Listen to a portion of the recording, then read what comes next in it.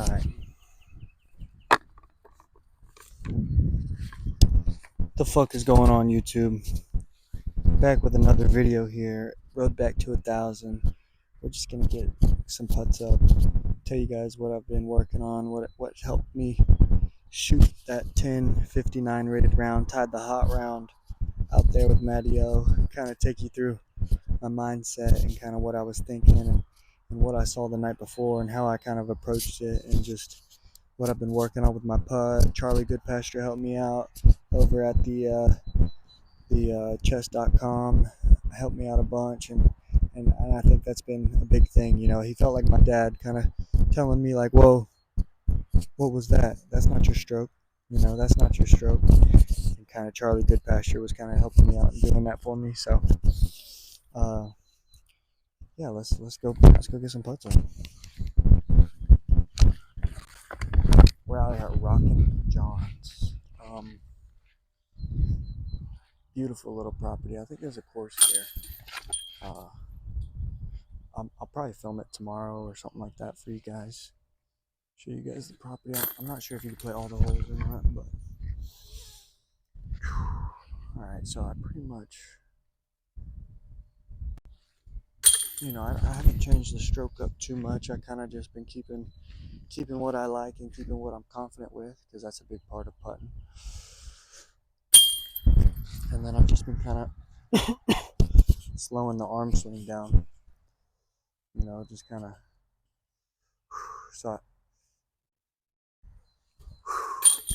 just kind of being a little smoother. You know, Charlie was watching me putt these 20 footers, and I feel like out here when you have a lot of pressure builds up and stuff, like, and you're not like constantly, like, that's what something my dad would do. My dad would help me. He would help me while he was caddying. He would see my good putts versus my bad putts, and he would tell me to slow it down. You know, slow it down.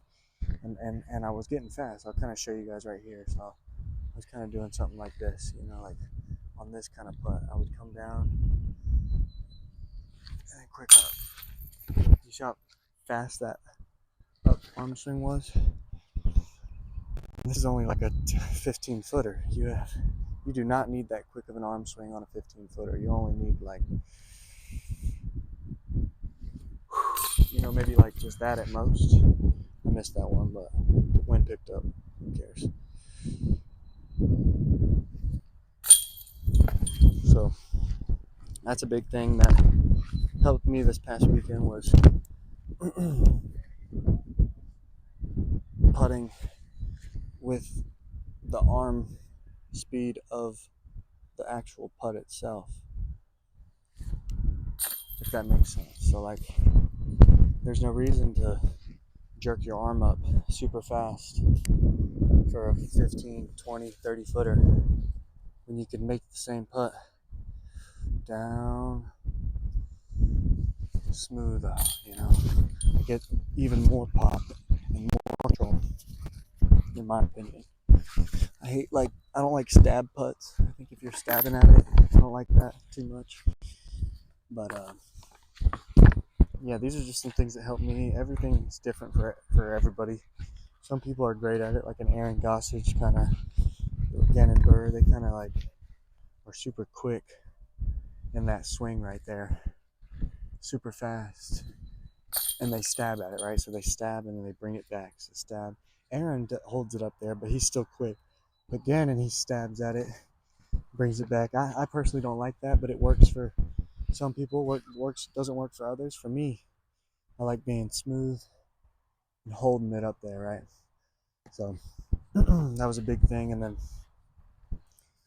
just all weekend, I could kind of feel my putt coming back. A little shaky those first 2 days. Still, you know, just kind of finding that stroke, finding that confidence back again. And then that last round,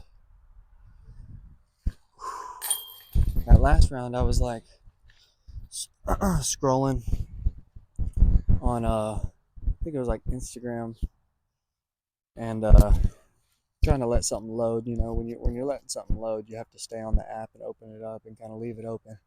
So I'm scrolling and shit, and basket's not the best, but I'm scrolling and shit, and I swear to God, I saw this thing that said there was two basketball teams, right?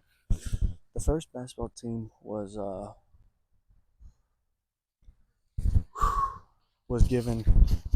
told to like mentally coach through, right? So like, or through the game.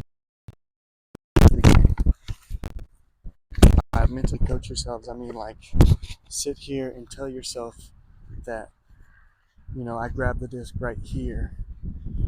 I breathe at this time. I release the disc here. I bring it back here. I wanna run up here, bring the disc back on hyzer, drag it into that perfect power pocket. Like they were telling them to like almost mentally coach yourself, right? And then Team B was told to just fucking encourage yourself, right? Like emotionally that you have it, like, oh my God, I can do it. I got this. I'm super good. I can do this. Let's go. You got this. This is all day, just kind of mentally encouraging and mentally coaching themselves on like the emotional side, just telling themselves they can do it.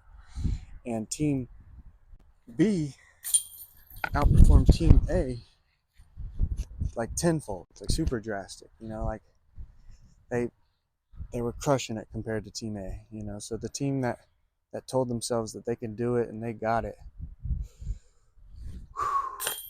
was better than the team that were like coaching themselves like you would in practice, like your coach would in practice. Like tuck the elbow, shoot the ball, get some more arc on it, shit like that. Team B did way better than Team A. So I heard that, and then I swear to God, no more than like 5 minutes later, Holly starts talking about how Ricky Wysocki is the most picked player for Future Card, but it makes sense because he's the most electric player to watch. Like he's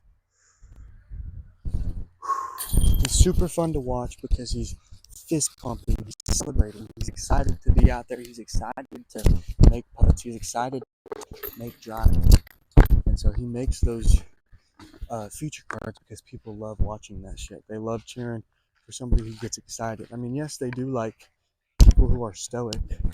They do like a Calvin Heimberg. They do like people like that, but I think the fans, they like a little bit more of like an enthusiastic, pumped up kind of guy who's a little bit more chatty with the camera, and just I mean, they like Calvin, which is he's very stoic. Don't get me wrong, everybody loves Calvin, but that's because he's fucking winning. If Calvin's not winning, then you can't really see his personality shine because he's not going to be on camera. So because he plays good, he gets on those Feature Cards. He is stoic. People like that, but he also tears it up. Ricky, he also tears it up, but he gets on more Feature Cards because he's fucking exciting to watch. He's fist pumping, celebrating. So that's what I did. I was like, fuck it. Fuck trying to be stoic when you make a birdie. Fuck trying to be all cool when you make a big putt. Like act like you do it every time. So I was just like, man, I hit a birdie on hole one. I was like,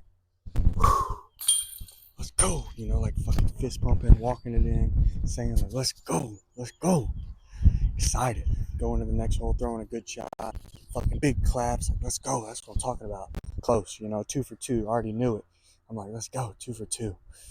Excited to get up there and bang that putt. And got hole 3, got hole 4. I was just celebrating, having a good time. Also breathing and staying smooth is a big part of it, So I was also celebrating, but I was also focused on the task at hand, So celebrating is good, but you also got to be on to the next one. And then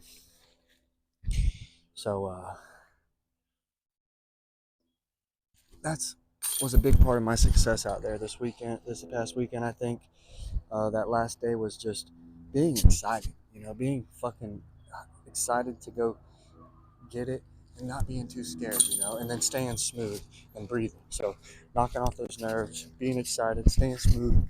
Shot 11 down out at Admiral out in the city of Mobile. That's fucking hot. 10:59. Shit was good.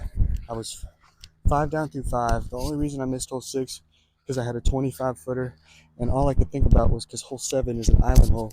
All I could think about was if I hit this putt, I have to run the island hole, which is a scary run. Like if you miss it and you run it hard, it's going out the back.